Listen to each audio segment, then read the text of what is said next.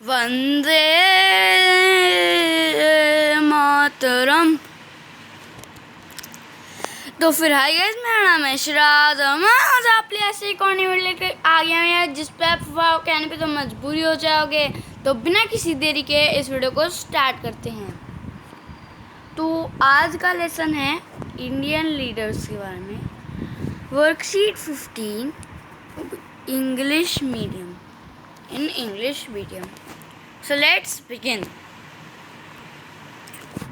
So there is a worksheet for you. First you have to fill details on it, just like your name. Okay. First read the question.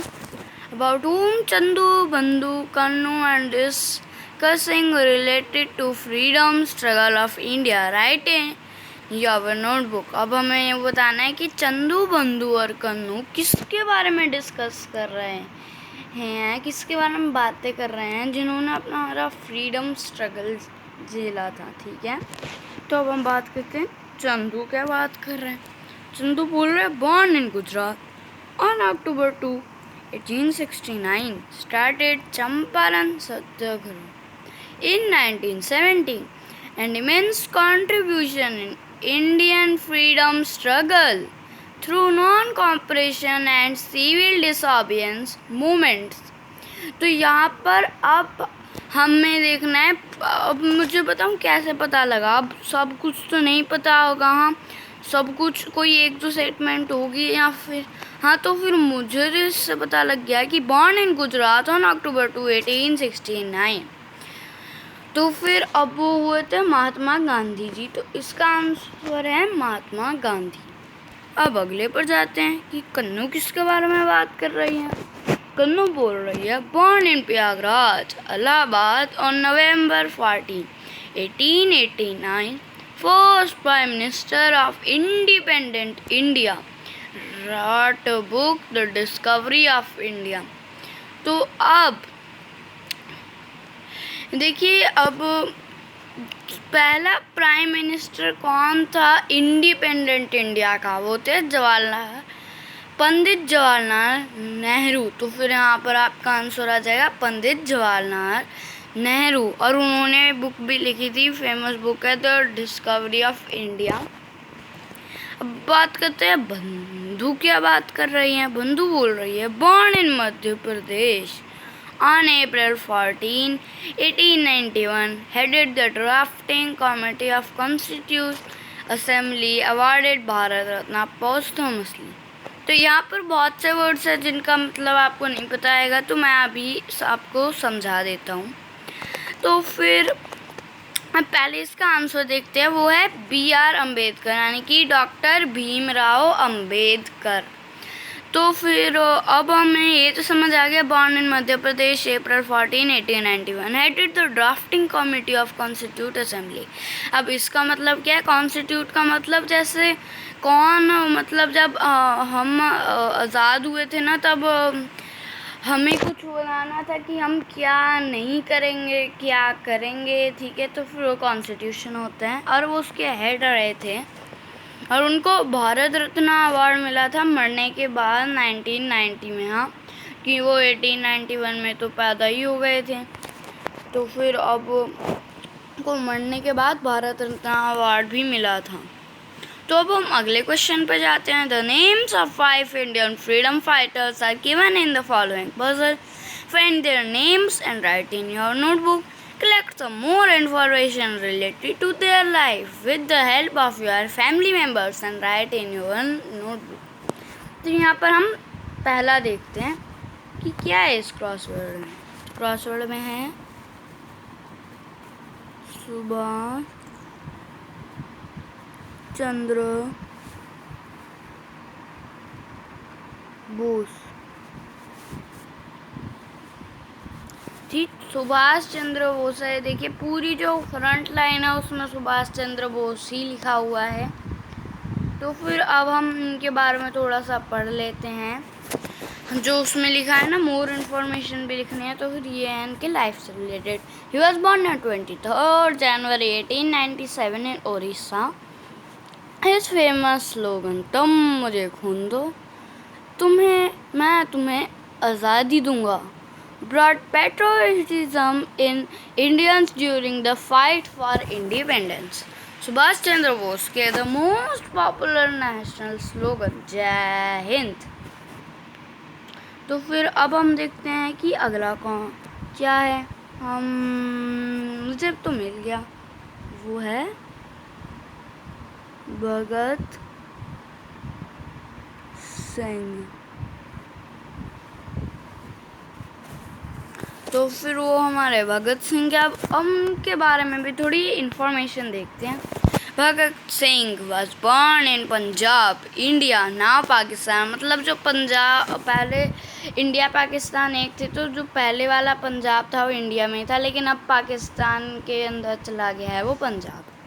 On सितंबर 27, 1907, तो सितंबर को पैदा हुए थे 1907 में, 27 सितंबर को हुए थे। 206 family deeply involve in political activities. वो एक सिख फैमिली में थे जहाँ पर जो उनकी फैमिली थी वो पॉलिटिशियल एक्टिविटीज में इन्वॉल्व रहते थे। He quit school at 13 to devote his life to Indian independence. अब उसने अपना स्कूल 13 ईयर्स में ही क्विट कर दिया था। और अब अगला, Singh was found guilty of killing a British police officer and hanged on March 23, 1931। तो उन्होंने एक ब्रिटिश पुलिस की मृत्यु करी थी। तो फिर क्या हुआ था, जो उनको फांसी दी गई थी 23 मार्च को 1931 में। अब हम चंद्रशेखर आज़ाद की बात करेंगे। तो फिर वो है कहाँ पर, पहले ये देखते हैं।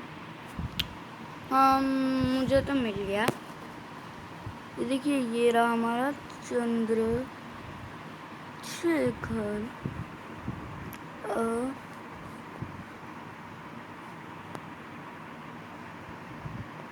तो ये देखिए, ये रही उसकी स्पेलिंग चंद्रशेखर आज़ाद। ये जो पूरी थर्ड लाइन है ना, उसको आप सर्कल करना, पर ये जो आई है उसको लीव कर देना। तो अब हम इनके बारे में थोड़ी सी इंफॉर्मेशन कलेक्ट करते हैं।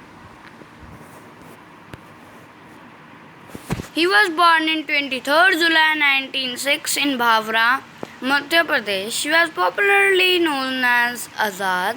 He was involved in incidents such as Kakori train robbery, assembly bomb incident and the shooting of Sandor. मतलब उन्होंने काकोरी ट्रेन रॉबरी में भी थे, वो बम भी छोड़ा था उन्होंने असेंबली में, और उन्होंने शूट भी करे थे सैंडर्स को। ठीक है, अब हम अगला देखते हैं क्या है।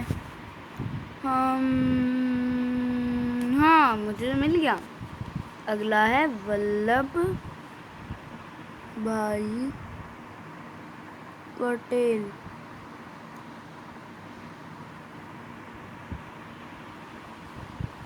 देखिए, ये रहा वल्लभ भाई पटेल, आप इसको कर सकते हैं। अब हम इनके बारे में इंफॉर्मेशन कलेक्ट करते हैं थोड़ी सी। तो वल्लभ भाई Patel was born in Nadiad, Gujarat on October 31, 1875. His birth anniversary is now observed as National Unity Day और राष्ट्रीय एकता दिवस। ये देख सकते हैं आप, Statue of Unity tribute to Sardar Vallabhbhai Patel. ये देखिए, यहाँ पर मोदी जी हैं, यहाँ पर उनका स्टैचू है। अब हम अगले पर जाते हैं।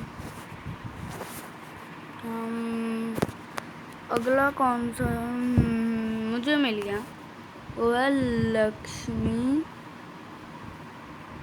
बाई